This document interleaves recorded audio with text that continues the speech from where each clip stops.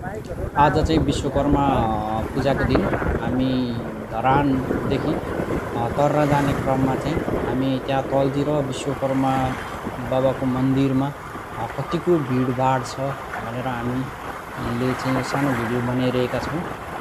यो धरान बजारदेखि भान्चोकदेखि अलिकति तलतिरको भाग हो। यहाँ चाहिँ अहिले चाहिँ 10-11 बजेको छ र यो दिउँसोको समयमा चाहिँ प्रायःजसो गाडीहरू सबै पूजाआजामा व्यस्त भएको कारणले गर्दा चाहिँ यस्तो साह्रो बाटोमा गाडीहरूको आवत चाहिँ त्यति देखिएको छैन।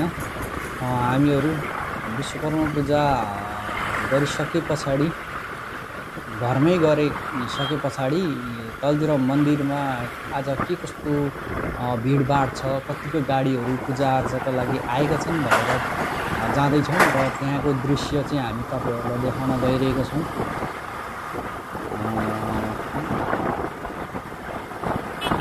त्यस्तो धेरै गाडी बाटामा हामीले आवत जावत गरेको देखिरहेका छैनौँ। आज सामान्य रूपमा गाडीहरू कुदिरहेका छन्।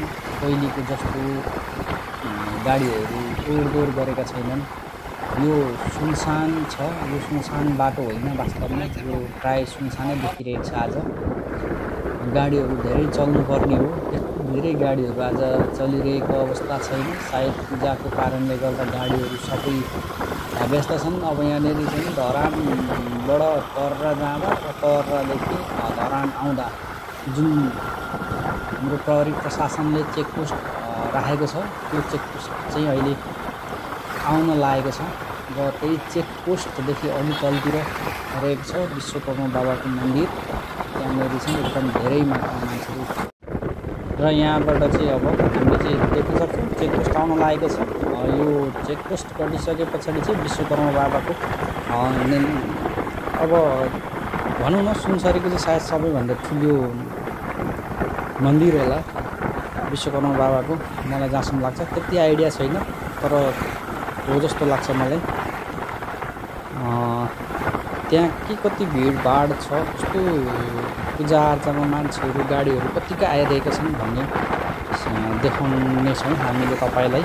यही ठाउँ हो जहाँ चाहिँ यहाँ चेकपोस्ट राखिएको थियो पहिला। अहिले तत्काल चाहिँ यहाँ हामीले कोही पनि देखेनौँ चेकिङ गर्नको लागि। यहाँ ट्राफिकहरू पहिला बस्नुहुन्थ्यो, अहिले रहेन रहेछ। सायद यो आन्दोलनको प्रभावले हुनसक्छ। अब यहीदेखि तलतिर तल सानो सानो भिडभाड तपाईँले देखिरहनु भएको छ होला। यहाँबाट चाहिँ सुरु हुन्छ, त्यहाँनिर विश्वकर्मा बाबाको मन्दिर छ।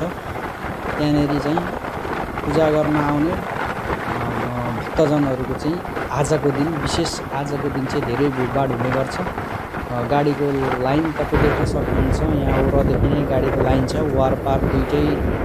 यो यताबाट इटरी जाने र इटरीबाट आउने अर्को लाइनमा पनि गाडीहरू त्यत्तिकै पार्किङ गरेर राखिएको छ। र यहाँ चाहिँ अब पालैपिलो पूजा गर्नका लागि गाडीहरू लाइनमा राखिएका हुन्छन्। यहाँ कति चाहिँ अब यहाँनिर यहाँका पुजारीहरूले चाहिँ आएर पूजा यहीँ गर्छन् भने कति चाहिँ मन्दिरभित्र छिरेर नै पूजाआजा गर्छन्। मन्दिर चाहिँ यहाँनिर रहेको छ, मन्दिर त्यहाँ छन्। यहाँ चाहिँ शनि देवताको पूजा हुन्छ भने अलिकति ओरतिर चाहिँ यहाँ विश्वकर्मा बाबाको पूजा हुन्छ। यहाँ ठुलो मन्दिर छ, अलिकति ठुलो मन्दिर। यहाँनिर विश्वकर्मा बाबाको चाहिँ यहाँनिर चाहिँ पूजाआजा हुने गर्छ। एकदमै बाक्लो उपस्थिति छ।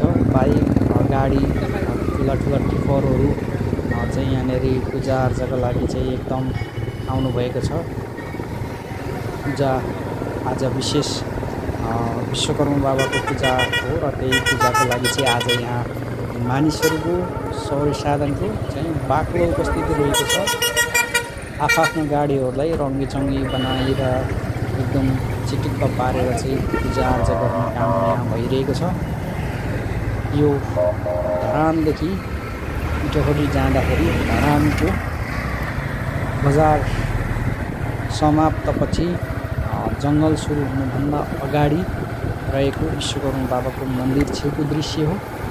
यहाँबाट हामीले तपाईँलाई दृश्य देखाइरहेका छौँ।